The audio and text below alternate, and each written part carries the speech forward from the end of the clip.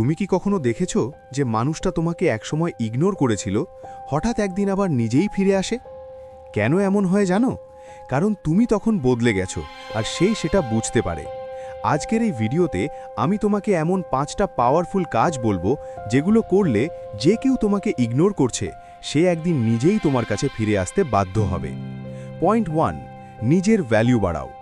যখন তুমি নিজেকে চিপ করে দাও তখন মানুষ তোমাকে ইগনোর করে, কিন্তু যখন তুমি নিজের সময়, এনার্জি আর অ্যাটেনশনকে ভ্যালু দিতে শুরু করো তখন মানুষ তোমাকে হারানোর ভয় পায়।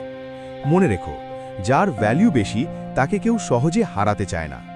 পয়েন্ট 2, সব সময় অ্যাভেলেবল থেকো না। সব সময় রিপ্লাই দিচ্ছ, সব সময় টাইম দিচ্ছ, তাহলে তুমি ইজিলি রিপ্লেসেবল হয়ে যাচ্ছ।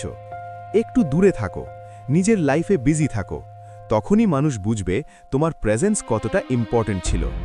পয়েন্ট 3, ইমোশন কন্ট্রোল রাখো। যখন কেউ তোমাকে ইগনোর করে তখন তুমি রিয়্যাক্ট করলে তুমি হেরে গেলে। কাম থাকো, নিজের ইমোশন কন্ট্রোল করো, কারণ স্ট্রং মানুষ কখনো অ্যাটেনশন ভিক্ষে করে না। পয়েন্ট 4, নিজের লাইফ আপগ্রেড করো। জিম, স্কিল, টাকা, পার্সোনালিটি, নিজেকে ইমপ্রুভ করতে থাকো। যখন সে দেখবে তুমি তার ছাড়া আরও ভালো হয়ে গেছো তখনই রিগ্রেট শুরু হবে। Success is the best revenge. Point 5, move on mindset রাখো। সবচেয়ে পাওয়ারফুল ট্রিক এটা। মনে মনে অ্যাকসেপ্ট করো, সে থাকুক বা না থাকুক আমি ঠিক আছি। এই মাইন্ডসেটটাই তোমাকে অ্যাট্রাক্টিভ করে তোলে, কারণ মানুষ সবসময় সেই জিনিসকেই যায় যেটা সহজে পাওয়া যায় না। Ending, powerful outro.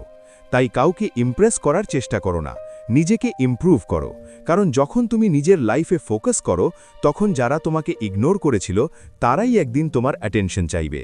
CTA, call to action. ভিডিওটা যদি ভালো লাগে লাইক করো আর সাবস্ক্রাইব করো এমন পাওয়ারফুল কন্টেন্টের জন্য। বোনাস হোক, শর্টস ভার্জন।